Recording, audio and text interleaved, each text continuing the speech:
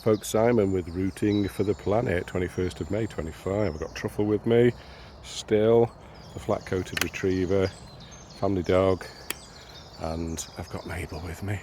And this little area here, this video is slightly different. This little area is used by local teens and youth just to socialise, hang out, have little fires and stuff, and they're not supposed to drink the beer, do whatever they're doing. But recently, there's been a middle-aged lady here who I was chatting to, and she had a tent up for well over 2 weeks in this spot just here, and she was telling me that accommodation obviously in the local city is far too expensive.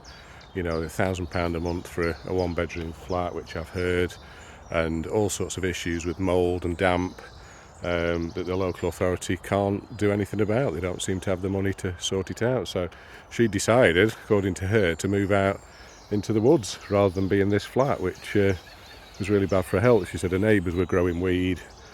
So the social implications and issues for people now in terms of the credit crisis here in the UK and environmental issues is very stark for some people. Now, obviously, take people at face value. There's more sides than one to any story.